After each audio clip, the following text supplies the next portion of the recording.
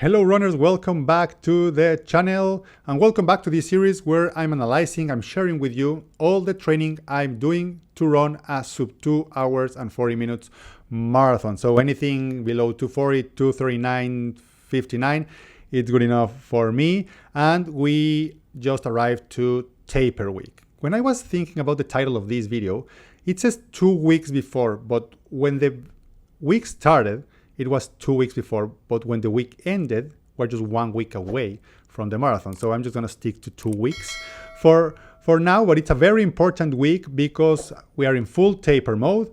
If you watched last week's video, you can see that I did my best long run ever, 31 kilometers, almost 20 miles at a pace that I've never think it was possible to achieve, but it's something I learned from analyzing super successful runners and professional runners. Actually, there's a video here in this channel that talks about how professional Olympic marathon runners train. And one of the main things I learned about that research is that they run their long runs way faster than us normal mortals, right? They try to go at 80 or 90% of their marathon pace during the long run. So that's what I've been trying to do this training cycle. And I went as close as I was able to go in this last long run before starting taper week. Tapering, I use it for two things. One, as everybody, to be as fit as possible, right? To give our bodies the time to assimilate all the hard training, all the hard workouts, all the long runs, so we are rested and ready to go on race day. But I also like to use this time to assess my fitness in a very easy and fast way. And I've been doing this for years. So it's not about just this training or this two workouts I'm gonna share with you, but how they compared to my previous marathon builds. So I'm going to share with you those two workouts here today and my full week that in total was 76.5 kilometers. That it's exactly 20% less than my previous week that I was 94 kilometers. So, and that's rule number one.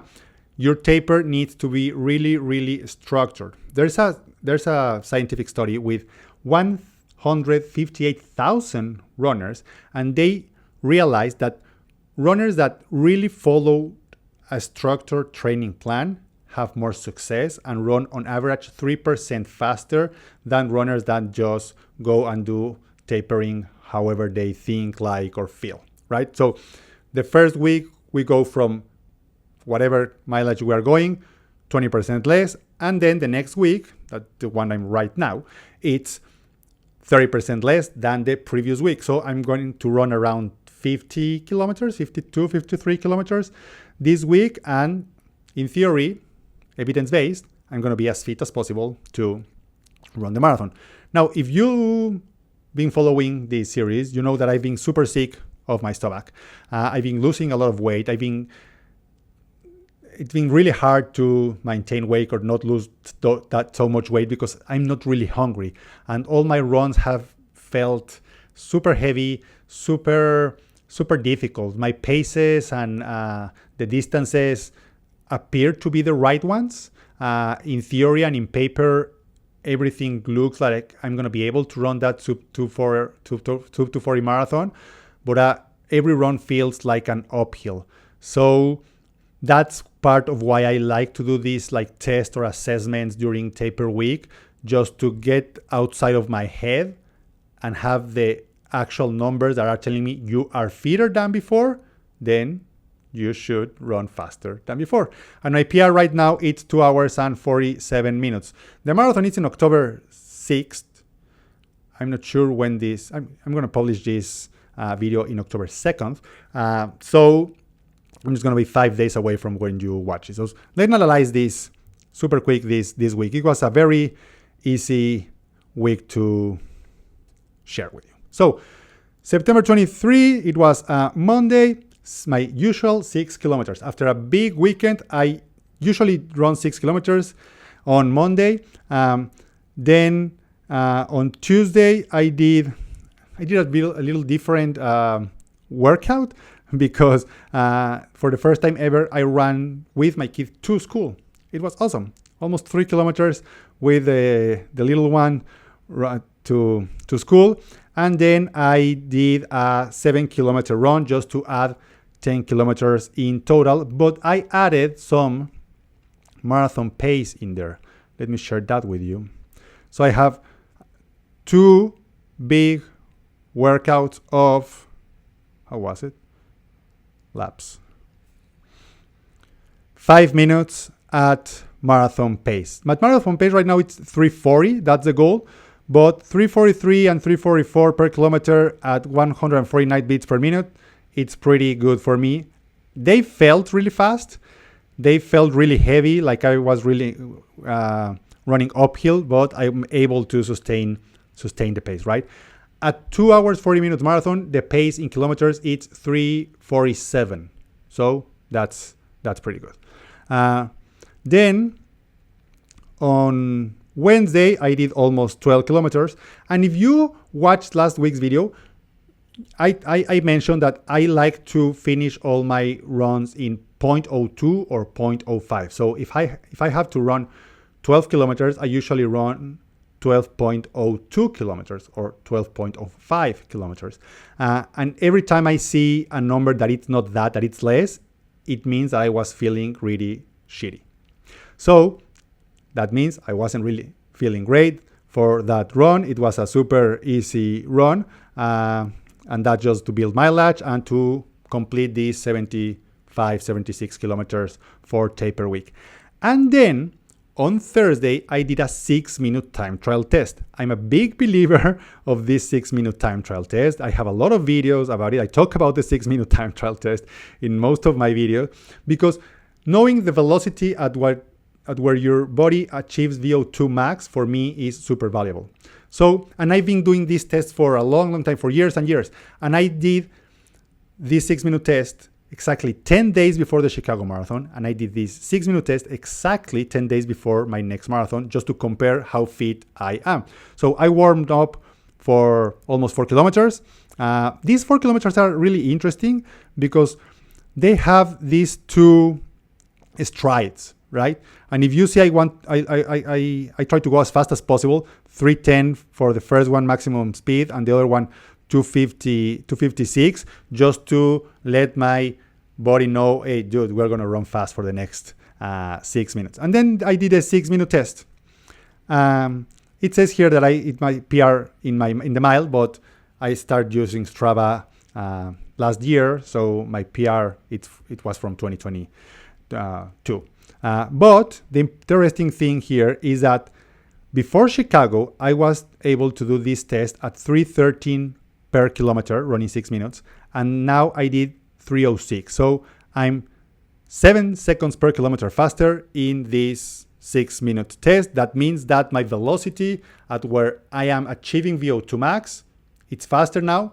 That means that I can run a faster marathon, because if you run a marathon at 80-90% of your VO2 max, now that speed is higher. So that means that if I sustain or I stay at that 80 or 90% of my VO2 max, now it's faster, right? So that's what I love this test, because it gives me very specific measurements of how my fitness is. And then I just cool down for 1.71 kilometers or a little over a mile. That was Thursday. Then Friday, easy 10K run.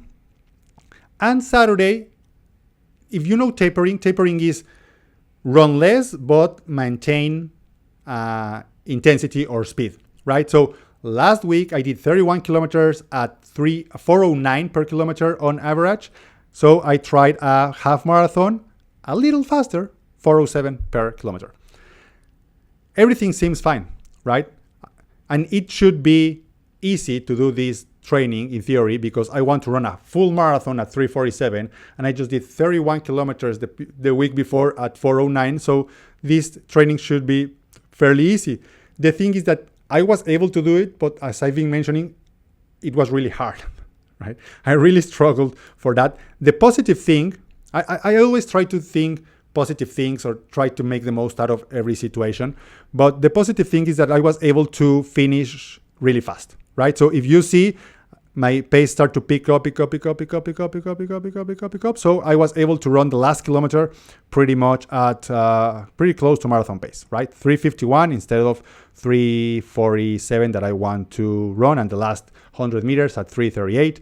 So I'm happy with that. It felt really, really hard, but I've been able to do it. And then I did an evening hike with my family that night, and I found that one of the best ways to recover after long runs is to walk more that night. I also do it after marathons. If I run a marathon in the morning, that night I go for a walk, and I feel it helps my body to flush all the lactate, or helped it reduce all the swallowing and the muscle damage we are doing running a marathon or fast long runs. And then on Friday, just 8 kilometers to top up that 76 kilometers to taper, right? To do this 20% less than the week before.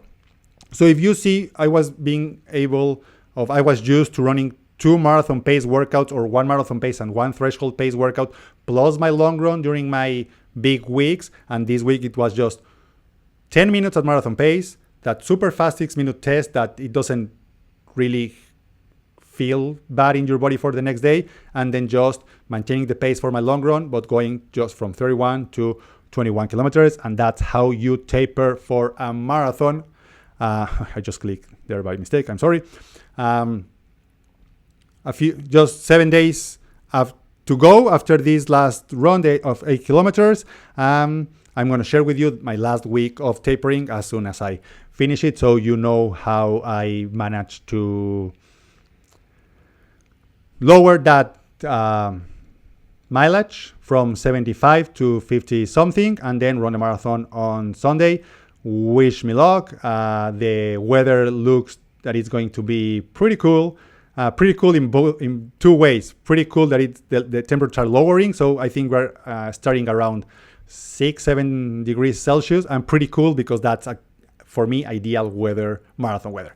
So that's it for me. The next time I see you, I'm going to be sharing what I did the week before the marathon, and probably another video to see how the marathon went. So if you haven't subscribed to the channel, make sure to do it below. If you're liking this video, make sure to like it, so we help the YouTube algorithm to share this video to more people if you like it. If you don't like the video. Okay? Thank you very much, and see you next week.